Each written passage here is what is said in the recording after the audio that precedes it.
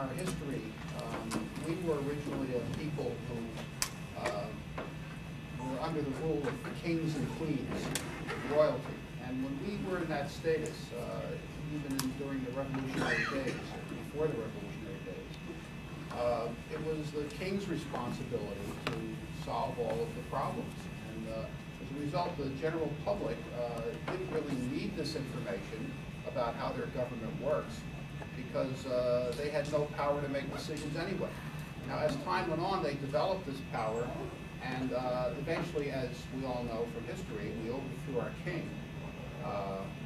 And that means that we now need this information. We have to be our own king.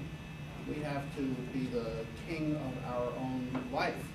And as a result, open government becomes progressively more important to us. I got involved in open government. Well, first of all, I was a reporter for many years and an editor, and then I had a business where I worked as a freelance editor. I was involved with the Society of Professional Journalists, which, by the way, today is having its regional meeting in New Brunswick, and I just came up from that, and I'm going back to it afterwards. We were, a couple of us who were more active in the organization were contacted by a reporter from the Associated Press named Mark Middlestad. This was in 1999. And he wanted to meet with us. So I met with him and Joe Terrell, who was one of our members. And we had lunch together. And he had been part of an open government initiative in the Southwest. I think it was New Mexico. And he said New Jersey needs an organization that should push for open government, sort of become a rallying point for open government. And he suggested something along the lines of what we founded, which was the Foundation for Open Government. The acronym is FOG.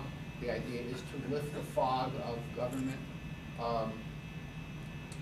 The way we did it was kind of unusual. The Society of Professional Journalists is a great organization, and one of the things it requires of all of its chapters, and I'm talking now about the New Jersey Professional Chapter, is that every year they should have what they call a First Amendment project, something to push the First Amendment. It could be something simple, like one year we made coffee cups that had the First Amendment on them. That was a real easy way of getting rid of our requirement for the year, and that went in our report. Other years we've held conferences on the First Amendment, which is a lot more trouble than having coffee cups made up.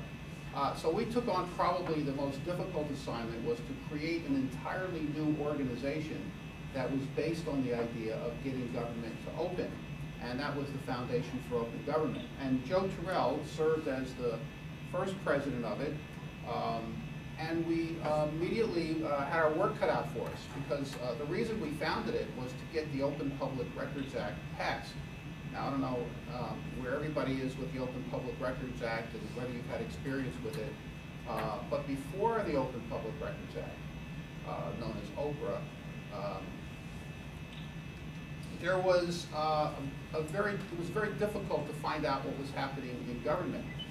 Over the years, I think the public has come to expect more information from their government than they used to get. When I was a reporter in the 70s, there was no OPRA, and usually government documents came to me by somebody meeting me in a parking lot at night, or handing me something, or making friends on the inside and turning them to help.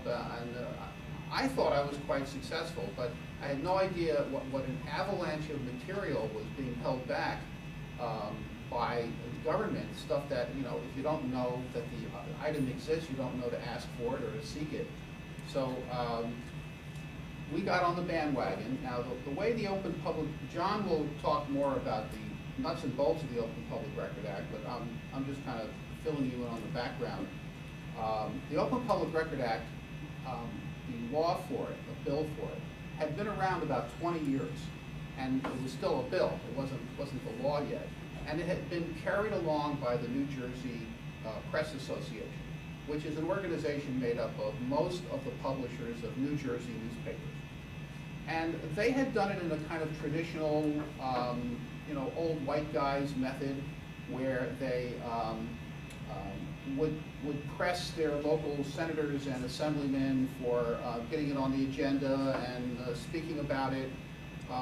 They would, if they didn't like a decision that was made by the federal government, I'm sorry, by the state government, they would editorialize about it. So they'd run some blistering editorial, and over time, the legislators started to realize that these editorials didn't seem to have much effect. If they would say, we think Senator so-and-so was wrong for not voting for this, in the old days, when newspapers had a lot more influence, the senator would probably expect to see pickets in front of his office the next day, but as time went on, this disappeared.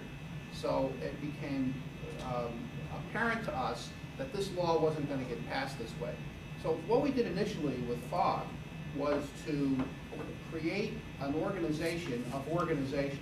We had the American Civil Liberties Union in it, the League of Women Voters, Common Cause, the Citizens Campaign. These are publicly, I said that. These are publicly spirited organizations that wanted to help, but they were each helping in their own way, and they weren't actually playing the same tune. So we kind of educated all these people and explained how important the Open Public Records Act would be. And as a result, when bills were brought forward and needed testimony, instead of just having the lobbyists from the New Jersey Press Association testify, we had our own officers testify. We asked ACLU to go in, the League of Women Voters. So now it seemed like all these, and it was true, all these organizations were pushing for this law. It wasn't just a bunch of newspaper publishers. So it got passed. At the last minute, though, the Open Public Record Act, I think the legislature started to wake up about 60 seconds before final passage and realized that this was going to be big. And a lot of stuff was going to become public. So the legislature itself added a little codicil at the end, which said, okay, we're going to vote for it, but it will affect everybody except us. So the legislature itself does not have to come forth with records in the same way that local municipal governments, county governments, boards, associations, and so forth. And as a result of that, the New Jersey Press Association decided to pull its support at the last minute. But I think the ball was already rolling, and it got passed. So it's passed without that aspect to it. Now, there are new versions of it in the legislature right now. John knows much more about it than I do. But that would be fixed in the new legislation. It would affect, is that right? It would affect the legislature. And they'll probably pull it out at the last minute. So what this law, the importance of this law is really hard to overstate. It added to a law that existed in New Jersey. It's not really a law, it's a concept of law called the common law right of access, which, like I say, John is an expert on. Now, the common law right of access is something that never really was passed as a law. It was sort of a compendium of laws. It goes back to England, where as court decisions are made, it's sort of like a Talmud for the law. As court decisions are made, certain analyses are drawn from it, and courts make decisions based on law, and then those decisions sort of become new law. And as a result, there's this thing called the Balancing Act has developed. Now, the way it works under the common law right of access is if you need a document, and if the government entity that has the document doesn't want to give it to you, you can sue them in court. You have to go to Superior Court. It costs a couple $100. And in court, you have to show that your need for the document outweighs their need to keep it unpublished. Okay, that's what the Balancing Act is about. Now, usually, if you're a journalist, the court will decide in favor of the journalist, because the journalist is going to be writing a story for thousands of people, and if the document was kept in a file cabinet somewhere, it wouldn't affect anybody. So therefore, the Balancing Act is much more important for the journalist. But what if you're not a journalist? What if you're this new thing called a citizen activist, which is a very interesting, I don't know what you call it, avocation. When I was a reporter, we used to call these people who went to public meetings gadflies. You know what a gadfly is? It's the fly on the rear of a horse. You know, and they're really necessary because the horse needs it, but it's annoying to the horse. So that's what gadflies are. But now we've elevated these people and we've called them citizen activists, which is, I think, is merited. And they don't have the same privileges of going to court and saying, well, I'm just one guy and I want this record. And it makes it much harder for this person to go to court and win, especially because when the Star Ledger goes to court, they can pay lawyers. But the average person going to court doesn't have hundreds of dollars to file, and to hire an attorney could be thousands of dollars, right? So the Open Public Record Act concept was that that would be eliminated. If you ask for a record, and this is one of the great strengths of OPRA, that the document is assumed to be on the record unless it's taken off the record. Now, the old system was the only records that were available to the public were ones that were put on the record. For example, tax records or budgets have been available to the public for a long time. But now the tables were turned, and now what we were saying was all documents would be on the record unless the legislature or the governor would shut them down and say this category of documents is not going to be public, and they would have to justify it to the public. At least politically they would. So in 2002, this bill was passed and signed into law by a governor, probably most of you forgot, Donald D. Francesco. Does that sound familiar? He used to like to be called Donnie D. I was there for the signing. It was a lot of fun. But what happened was, when you go to court now, and here's how the law works. If you want a document, and the entity, let's say the municipal clerk doesn't want to give you the document, you can go to this organization that was created in the law called the Government Records Council, which is free. And you have to go through a system where they assign, what do they call the person who assigns? Case manager, and they try to work it out. They try to talk to the clerk or the custodian, and they try to develop a relationship so that you can get the document or find out at least what the reasoning is why you can't. This could take a long time, maybe up to a year or more, okay, all right. Or you don't have to go to the Government Records Council. You can file a lawsuit in Superior Court. Now, why would you want to do that if it's so costly? Well, the way OPRA was set up, it has this item in it called a fee-shifting provision. And what that means is that you pay your own lawyer for going to court, but if your lawyer wins, the losing party, which would be the custodian of record of the document, would have to pay your lawyer. Now, what's developed over the past couple of years is that a whole group of lawyers have come forward and say, I want to do OPRA cases. Because when you find out what the circumstances are, you're a lawyer, you find out what the circumstances are. The clerk won't give me this document. Well, what's the document? X. Okay, well, I know the OPRA law. The OPRA law is really, what is it, 12 pages? It's really not much to read. I know the OPRA law. I know all the case law. I am totally convinced that the clerk has to give up this record. The clerk is just being intransigent on this. So I will take your case. And then they win because they know the law. They're accustomed to these cases in the past. Sometimes the attorney for the city doesn't really understand the law as well, and they go in, and the winning attorney, your attorney, may make $10, $20, $30, $50, $100,000 on this, and it doesn't cost you a cent. So it's really great.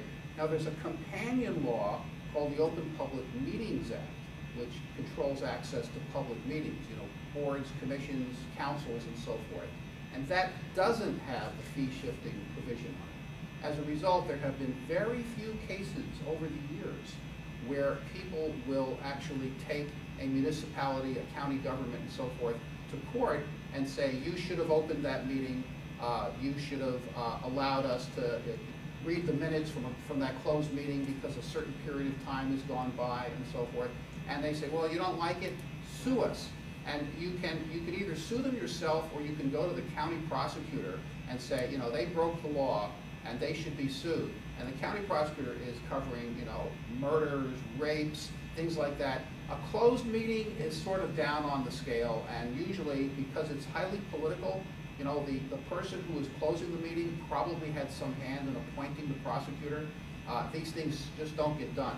The only significant case that got done was a case that a Rutgers graduate who attended Rutgers Board of Governors meetings found very offensive.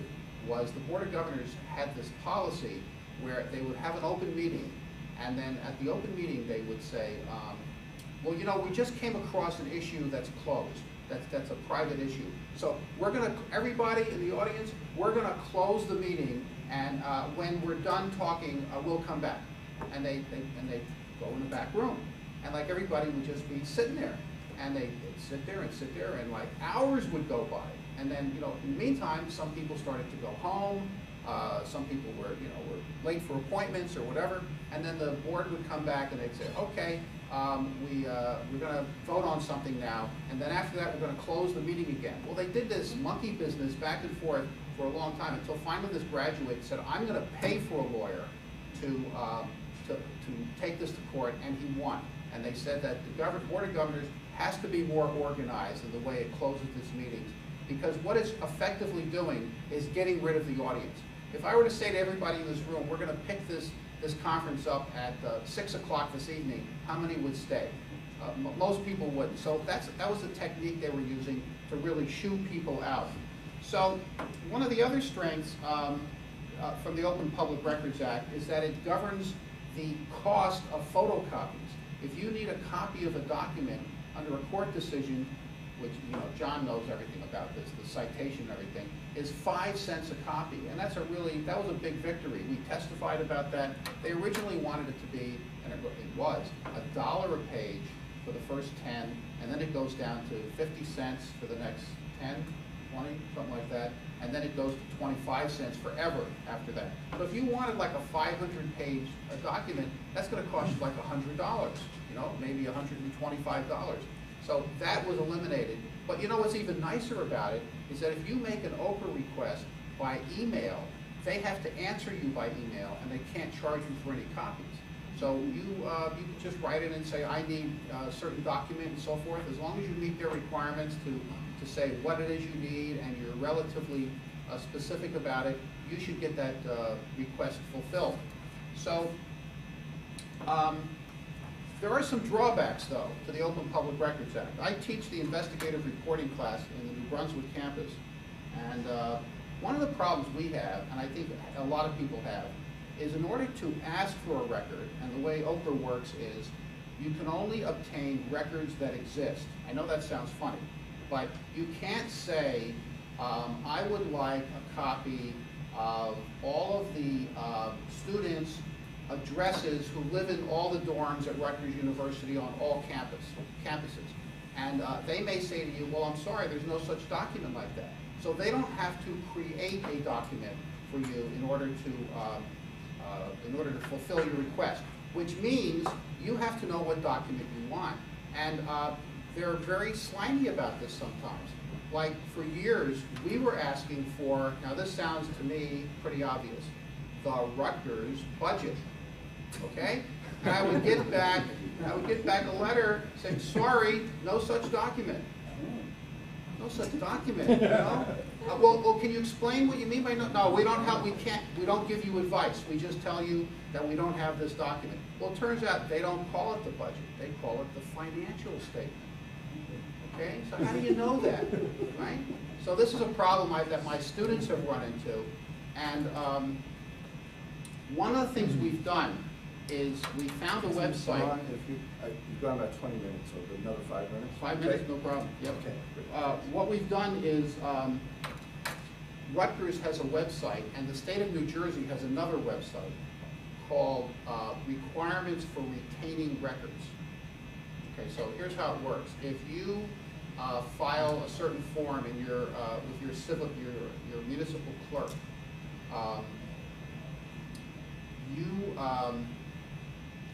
The clerk has that form, and they go to this website, and the website says you must retain this record for 5 years, or 10 years, or forever. Like birth certificates never are given up, but other records can be thrown away after a certain period of time. Okay, that's nice to know, but what is most important to know is it lists the names of the documents that you have to retain. And you can take those names and say, I request this name. And they should have that record because that is the official name. So Rutgers has this list. Most government entities have a website that lists retention schedules.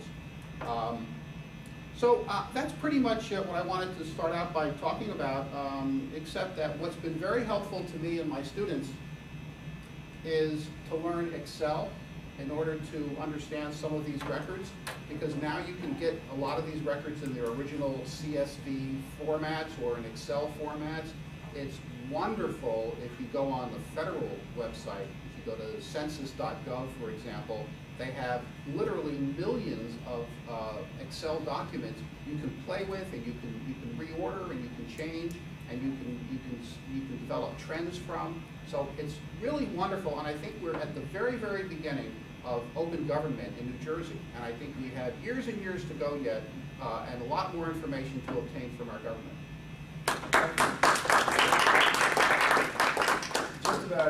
A sort of a personal note, in teaching some courses here and have students doing some detailed papers on education, the New Jersey Department of Education has an enormous amount of information on their website.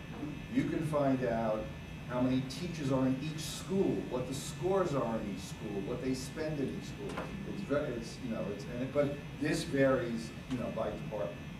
Okay, I'd like to now introduce John Paff, Chairman of the New Jersey Libertarian Party's Open Government Advocacy Project. And John is going to talk about OPRA and the common law right of access. It was pretty much the same thing Ron just talked about, so I said I'd come up with something new. Basically, you need OPRA and you need right to government access, because there's only two ways you're going to get information from the government. You're either going to demand it and get what you want, or the government is going to tell you voluntarily that information which it wants you to know. Governments historically have been disinclined to give out information, particularly that is embarrassing to the people in power. So you need to find out this information if you're going to adequately monitor your government. And the way that we've done this traditionally, and it's still the way that it's been, like Ron mentioned, back from the common law that we inherited from England, was the common law right of access. And yes, you can go down and file a lawsuit and get records under the common law right of access. One of the drawbacks is it is not yet clear until Paff versus Garwood is decided by the Supreme Court whether there is attorney fee shifting when you win a common law right of access case. What is clear right now, though, is that under the Open Public Records Act, with the statute that was passed in 2002, there are attorney fees available, and they must be paid if the government loses the case and the plaintiff, the citizen plaintiff, wins. In the legislature right now is a bill, I think it's Senate 2512, that would change the shall, what currently says attorney fees shall be paid to the successful party, to may. If that passes, it is probable that attorneys will no longer take these Open Public Records Act cases, because now they can take a case for a poor person on the strength that they will certainly win. They will get paid. If it turns to May and there's hesitation and doubt as to whether the attorney is going to get paid, attorneys will not take these cases unless the citizen plaintiff puts up money, their own money, in order to get the record, or at least to guarantee some payment by for the attorney. Most citizens, even citizen activists as myself, we can't tolerate spending thousands of dollars in order to get a government record. We have to have fairly, it's not fair when the government has all your own tax money to pay to resist the lawsuit for public records, and you have to dig into your own pocket. So it would be a wrong-headed move for the state legislature to put may into the Open Public Records Act statute. Everything else in the Senate Bill 2512 I don't think is really consequential. There are a few improvements. It would make the Government Records Council, which is now doesn't function that well. It would put a few more members on it, and it would make them more representative of the record requester community. Right now, it's essentially dominated by those who have a vested interest in government secrecy. And currently, the Government Records Council, I don't recommend anybody file a complaint with the Government Records Council, GRC. It takes 18 months or so to get the cases from the time you file the complaint to an adjudication. And the OPRA guarantees that one of the first things that OPRA says is that it's the state public policy that we should have ready and prompt access to government records. Prompt does not mean waiting a year and a half on adjudication. So until the GRC gets itself together, now the new bill will allow litigants whose complaints have languished for at least 150 days in the Government Records Council to withdraw their complaints and file them in Superior Court.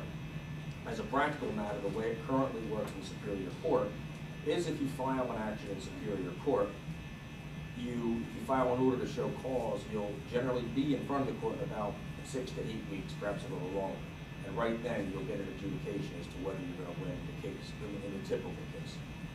So, the way in which the people that do this do it is we file OPRA complaints. We request the records under both the OPRA and the common law right of access. And if we were denied, we file a 2-count complaint in Superior Court, one under the OPRA and one under the common law right of access. And the third thing we ask is we demand the attorney's fees. And through this process, we were able to make some progress. A long while back, I think it was 2003 or 2004, I found that Edison Township in Middlesex County was charging $55. I wanted the meeting minutes of their township council, and they would be happy to give them to me on paper at 75 cents a page for the first 10 pages, and 50 cents a page for the next 10 pages, and 25 cents per page thereafter. But when I asked to put it on a floppy disk instead of writing it to the printer, filing it or saving it on a floppy. We used floppies back then. They said they would do it, but only if I paid a $55 service charge. And this is where the attorney fee thing becomes key. We lost the trial. The trial judge decided that $55 was reasonable. He did not see that offended the principle of open records as defined by the Open Public Records Act. He found that it was. On appeal, went to the appellate division. There was a Libertarian Party of Central New Jersey versus Raina Murphy, the clerk of Edison. And they found that really the only purpose, the $55 was not reasonable, given the floppy disks at the time cost between a quarter and 50 cents a piece. And the only rationale for the $55 charge was just simply to discourage the public from accessing records. So that was a case that, had we not had attorney fee shifting provision, and the attorney would have gone to the long haul, it's likely that I would have probably given that case up after the loss in the trial of it. We were probably already $10,000 in at that point. And to think, well, how do we really go for an appeal? And that's the type of thing, that's why it's important. We had attorneys who were then on the hook. We didn't pay them anything. We just said that if you win, you get paid. If you don't, we don't owe you anything. Another similar case was Asbury Park Press versus Monmouth County, and I filed Paff versus Monmouth County, their companion cases. It dealt with a lawsuit settlement agreement. The way it works is that governments often, governments get sued a lot. The police especially get sued a lot for allegations of harassment or excessive force or false arrest and things of the like. And what they do in a lot of cases is they require the defendant, when they do finally settle the case, almost all the cases settle, to sign a confidentiality agreement